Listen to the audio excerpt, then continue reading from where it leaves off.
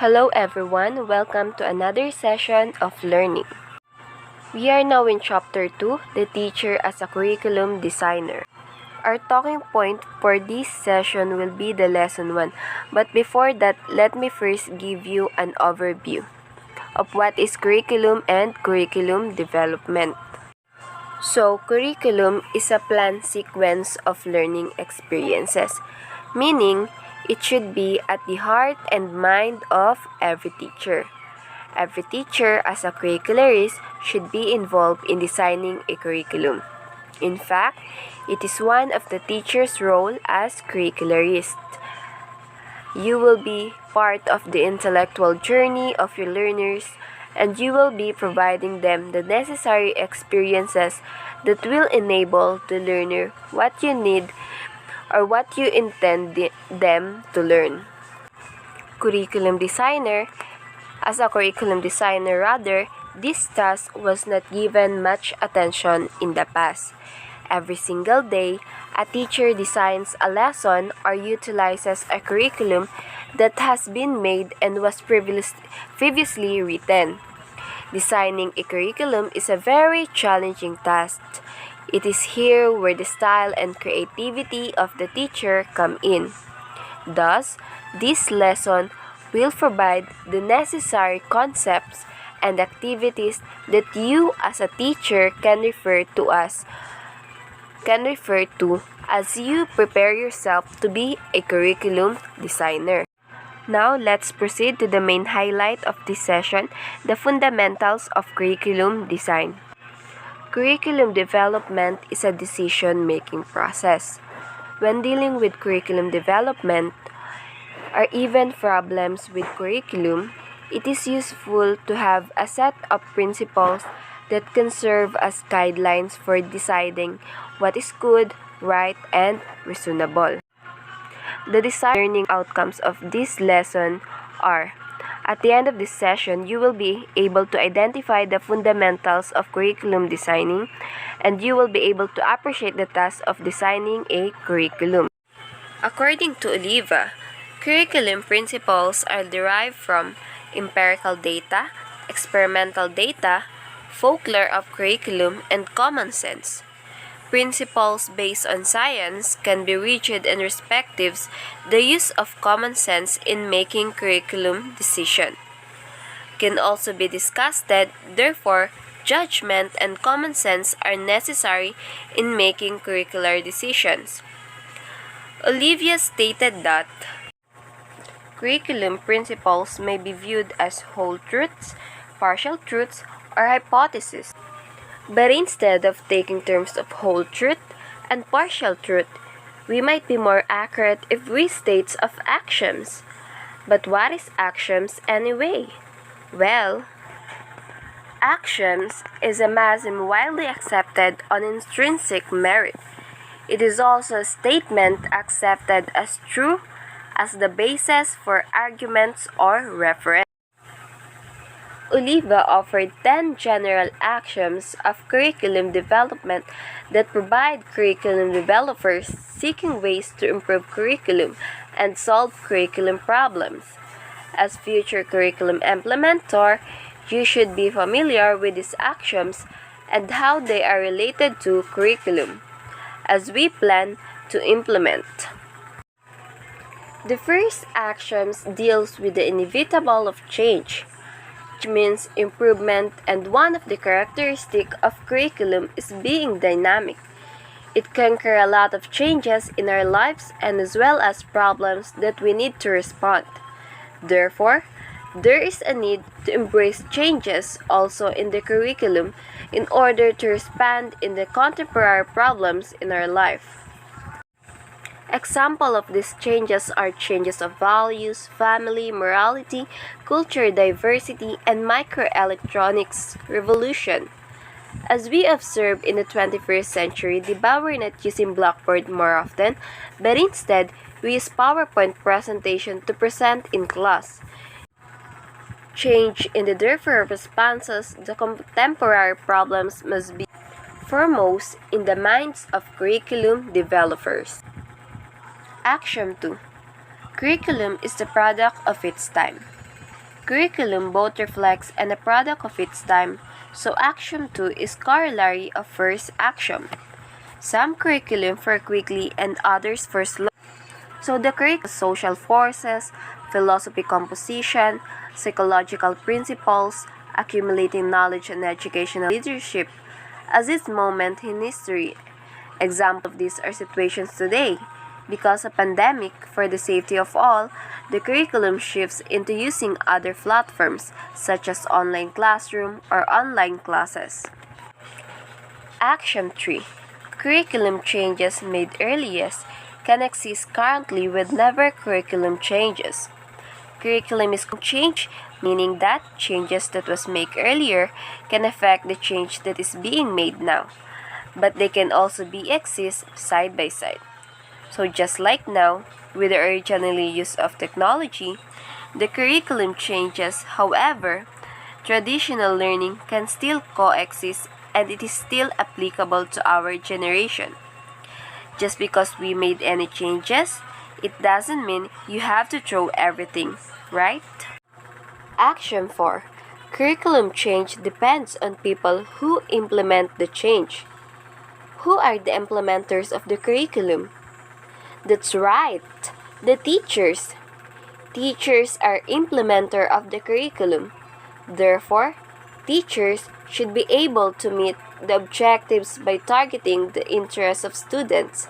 And also, teachers have to be empowered and they have to know that what they think makes the difference to other people.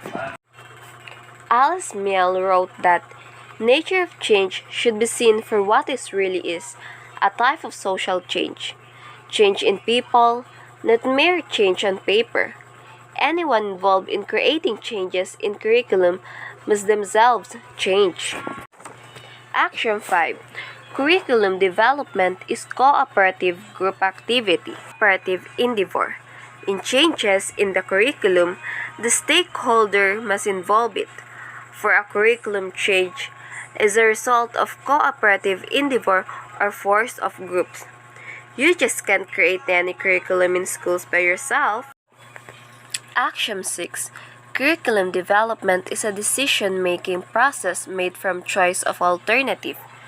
Curriculum development basically a decision-making. Curriculum developers must include what to teach, what philosophy or point of view to support, how to differentiate for special populations with methods or strategies to use to deliver the curriculum, and what type of school organization best support the curriculum. For example, how we are going to group the students. Are we going to group them by age or heterogeneously? The decisions for the people with disabilities should be mainstream or should be use of special aids or have special aids graphs. So in Action 6, you have to make method that you are going to use. Action 7. Curriculum development is an ongoing process. Curriculum development is never been completely developed. No curriculum meets needs of everyone. As the needs of learners change, as society changes, and as new knowledge and technology appear, the curriculum must change. Therefore, continuous monitoring, examination, evaluation, and improvement of curricula are needed. As what the first action stated, change is inevitable and things are always changing. Therefore, we can say that curriculum is never completely developed. Action 8.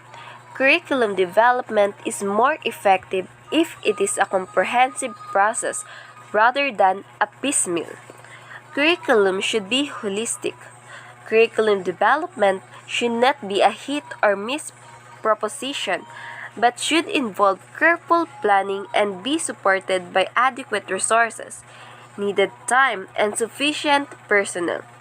Every aspect of the curriculum must be taken into consideration. Oliva advises in curriculum planners to be aware of the impact of curriculum development on students, teachers, and parents. Action 9. Curriculum development is more effective when it follows a systematic process. The curriculum needs a systematic development and should be made comprehensive and holistically, looking up to the whole canvas. It is more effective than trial and error. So, a set of procedures, models for curriculum should be established in advance and to be known and accepted by all who are involved in the process. The model should outline the sequence of steps to be followed for the development of the curriculum. And lastly, Action 10. Curriculum development starts from where the curriculum is. Most curriculum planners begin with existing curriculum. 𝑽𝑼𝑵𝑏𝑫 advises planners to hold fast to that which is good. What has come before should not be carelessly tossed aside. So, we have to think about beginning the curriculum development process as reorganization, pre-existing ideas, and modes of delivery. Remember, in one of our Prop Ed subject, we were tasked to make our own philosophy of education. Diba we are tasked to use the existing philosophies as our references or inspirations in creating our own and new philosophy? And existing designs is a new starting point for any teacher who plans to and enrich the curriculum. Building upon the ideas of 𝑽𝑼𝑵𝑏𝑃, let's continue learning how to design a curriculum by identifying its components. For most curricula, the major components or elements are answers to the following questions. Number 1. What learning outcomes need to be achieved, or our intended learning outcomes? Number 2. What content should be included to achieve the learning outcomes, or our subject matter? Number 3. What learning experiences and resources should be employed, or it is our teaching learning methods? And lastly, number 4, how will you achieve learning outcomes be measured, or our assessment of achieved learning outcomes? Now, let's move on to the elements or components of a curriculum design. There are many labels or names for curriculum design. Some would call it a syllabus or a lesson plan. Some would call it a unit plan or a course design. Whatever the name of the design, components for all of them are almost the same. For example, let us take the lesson plan as a minuscule curriculum. A lesson plan or teaching guide includes number 1, intended learning outcomes, or the ILO, or the desired learning outcomes, DLO, formally labeled as behavioral objectives. Number 2, subject matter of content. And number 3, teaching and learning methods. And lastly, number 4 is the assessment of evaluation.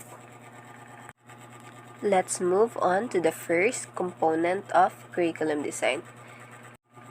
The first component is the behavioral objectives or intended learning outcomes. Intended learning outcomes begin with the end in view. The objectives or intended learning outcomes are the reasons for undertaking the learning lesson from the student's point of view. It is desired learning outcomes that is to be accomplished in a particular learning episode, engaged in by the learners under the guidance of the teacher. As a curriculum designer, the beginning of learning journey is the learning outcomes to be achieved. In this way, both the learner and the teacher are guided by what to accomplish. Extended learning outcomes are expressed in action word found in the revised Bloom taxonomy of objectives by Anderson and Krathwohl for the development of the cognitive skills, while for the affective skills, refer to the taxonomy made by Krathwohl, and for the psychomotor, domain by Simpson. For example, If a lesson intends the students to identify the parts of simple flower, as stated in the desired learning outcomes, then the student should have identified the parts of a simple flower at the end of the lesson. The second element of curriculum design is content or subject matter. The content of the lesson or unit is the topic or subject matter that will be covered. In selecting content, you should bear in mind the following principles, in addition to those mentioned about the content in a previous lesson. Number 1, subject matter should be relevant to the outcomes of the curriculum. 2, subject matter should be appropriate to the level of lesson or unit. 3, subject matter should be up to date and, if possible, should reflect current knowledge and concept. And lastly, number 4, subject matter should follow the principles of basics. The third element of curriculum design is the references. The reference follows the content. It tells where the content or subject matter can be taken. It may be book, a module, or any publications. It must bear the author of the material and, if possible, the publications. The last element of curriculum design is the teaching and learning methods. These are the activities where the learners derive experiences. It is always good to keep in mind the teaching strategies that students will experience, like lectures, laboratory classes, fieldwork, and etc., and make them learn. The teacher learning methods should allow cooperations, competitions, as well as individualism or independent learning among students. There are some examples of very simple learning methods with detailed steps that you can start using as you begin teaching. The first one is direct instruction by Barak Rosenshin model. The first one, number 1, is state learning objectives or outcomes. In here, you can begin a lesson with a short statement of objective or desired learning outcomes. Second is review. You can introduce a short review of previous or prerequisite learning. 3. Present new materials. You can present materials in small, sequence manner. Number 4. Explain. You can give clear and detailed instructions and explanations. Number 5 is practice. You can provide active practice for all students. Number 6 is guide. Here you can guide students during initial practice or provide seat work activities. Number 7, check for understanding. In order for you to check the understanding, you can ask several questions, assess students' comprehension. Number 8, provide feedback. You can provide systematic feedback and corrections. Number 9 is assess performance. Here you can obtain students' success rate of 80% or more during practice session. And lastly, number 10 for detailed is review and test. Here you can provide for speed review and testing. Then we have guided instruction by Madeline Hunter model. The first one is review. Here, focus on previous lesson. Ask students to summarize main points. Number 2 is anticipatory set. Here you can focus students' attention on new lesson, and stimulate interest in the new material. Number 3 is objective.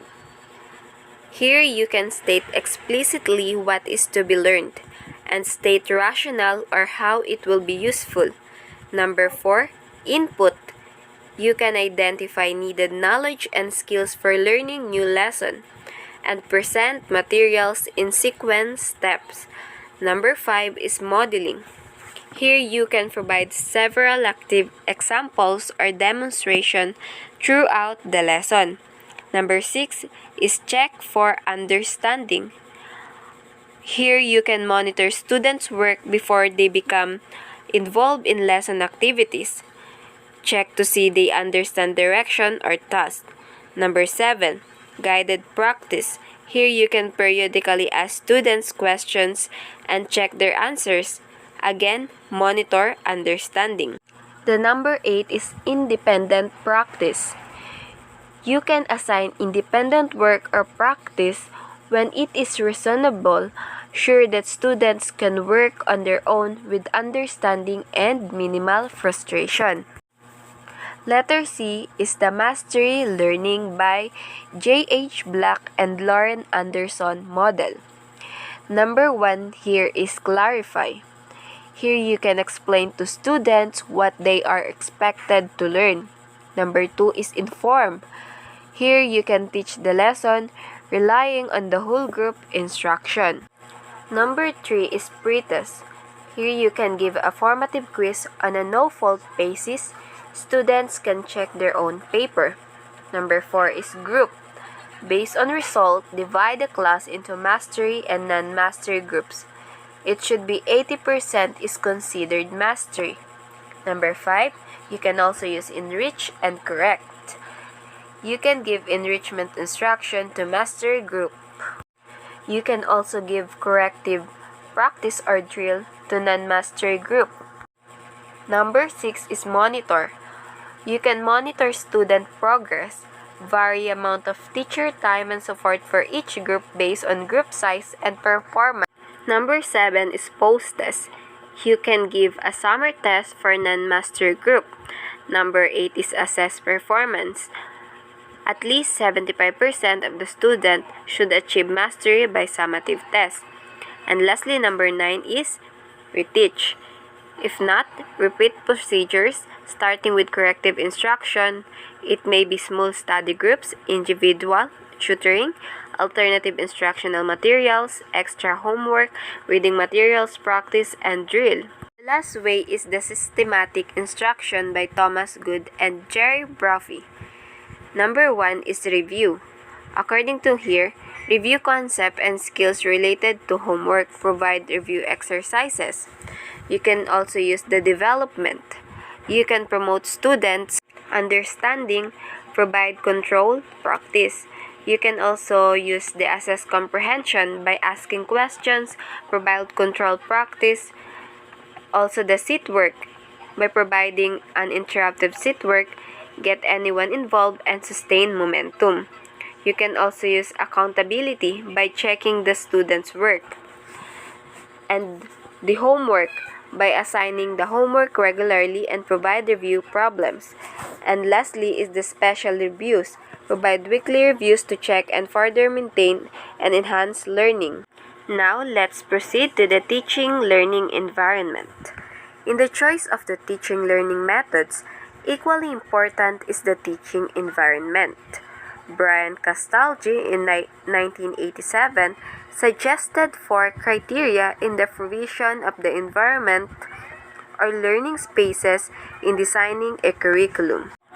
These criteria include adequacy, sustainability, efficiency, and economy. First one is adequacy. Adequacy refers to the actual learning space or classrooms. Is the classroom large enough for students' mobility, for class interaction and collaborative work? Is there enough light and ventilation so that learning space is conducive and safe for learning? To provide learning conditions that will provide opportunities that will develop the 21st century skills, there must be a provision for the utilization of technology for teaching and learning and the use of the cyberspace. The second criteria is the sustainability. This relates to planned activities. Sustainability should consider chronological and developmental ages of learners. Also to be considered will be the socio-cultural, economic, even religious background of the learners. The third criteria is the efficiency. This refers to operational and instructional effectiveness. And the last criteria is the economy. These refer to cost effectiveness. For example, how much is needed to provide instructional materials. We already know the simple learning methods and the teaching learning environment. Now, let's proceed to the assessment or evaluation. Learning occurs most effectively when students receive feedback. For example, when they receive information on what they have already learned, the process by which this information is generated is assessment. We have three kinds of assessment: the self-assessment, the peer assessment, and the teacher assessment. But first, let's discuss self-assessment. Self-assessment. Here, students learn to monitor and evaluate their own learning. They should be a significant element in the curriculum because we aim to produce graduates who are appropriately reflective and self-critical. The second assessment is the peer assessment. Here, students provide feedback on each other's learning. This can be viewed as extension of self-assessment and presupposes trust and mutual respect. Lastly, we have teacher assessment. Teachers prepare the administers tests and give feedback on the student's performance.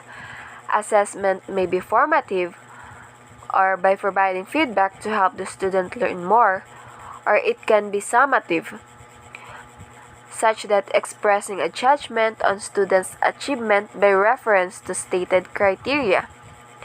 Many assessment tasks involve an element of both. For example, an assignment that is marked and returned to the student with detailed comment.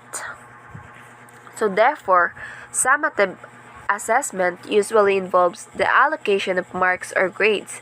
This helps the teacher make decisions about the progress or performance of the students. Students usually learn more by understanding the strengths and weaknesses of their work than by knowing the mark or grade given to it.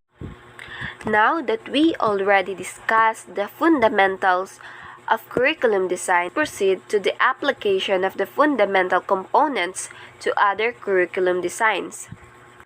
While our example refers only to designing a lesson plan, which is a mini curriculum, similar components will also be used in making a syllabus for teaching in higher education courses or other curricular projects. Based on the curriculum models, we have learned the fundamental components include the following: intended learning outcomes or objectives, content or subject matter with references, methods or strategies with needed resources, and evaluation with means of assessment. To summarize, curriculum design is the organization of curriculum components. All other additional components are trimmings that each designer may add.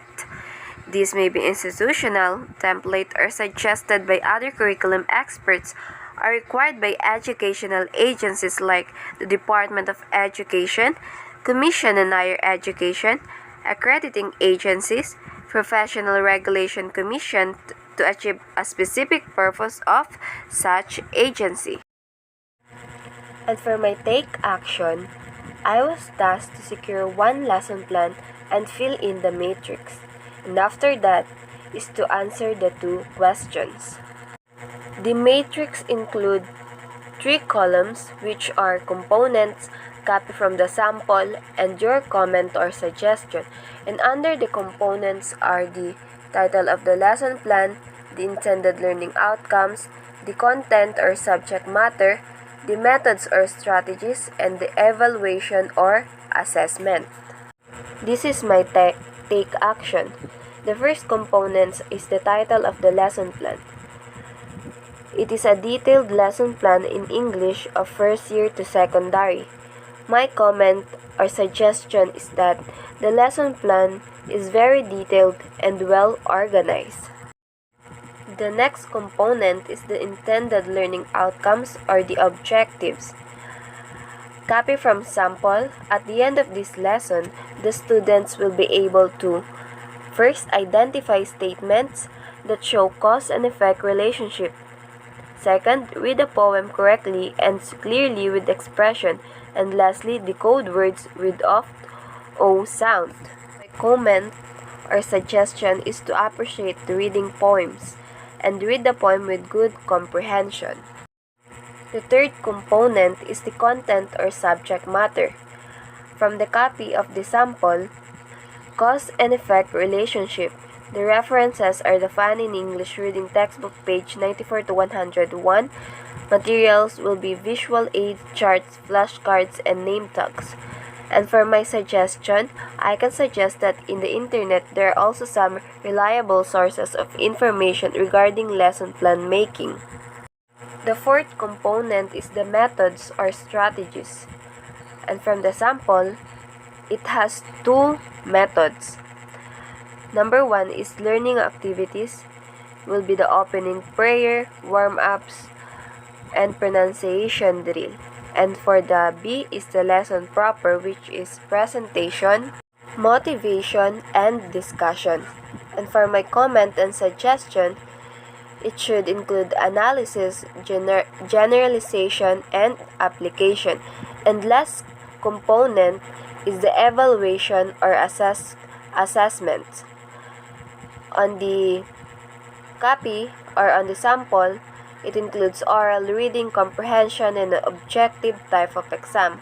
And for my comment and suggestion, should include reporting, play, and essay type of exam. And that concludes my matrix for the lesson plan. And for the two questions, here is my answers. For the first question is, which one principle of 𝑽𝑖𝑵𝑵 is reflected in the lesson plan? Explain briefly. My answer is, based on the sample lesson plan that I have used in the matrix, I could easily say that curriculum development is more effective when it follows a systematic process. It is because the curriculum design is composed of desired outcomes, content or subject matter, complemented with references, set of procedures, needed materials, and resources, and evaluation procedure, which can be placed in a matrix. And for question number 2, if you were to improve the design, what will you add or subtract or modify? Write your reading suggestion. Here is my answer. If I were given a chance to improve the curriculum design, I will definitely put an emphasis on my intended learning objectives or ILO. Then I will definitely make sure that the curriculum is well detailed and organized.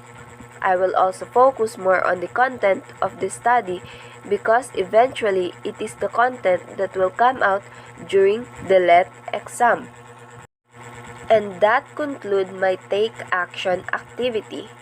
And for your self-check and self-reflect, here is the answer sheet. Here are the copy of self-check and self-reflect. For clear and readable info, please refer to the book that I use as my reference. That concludes my report. This has been 𝑣𝑚 from 𝑏𝒂𝒕𝒊𝒄𝒔 Mathematics 3.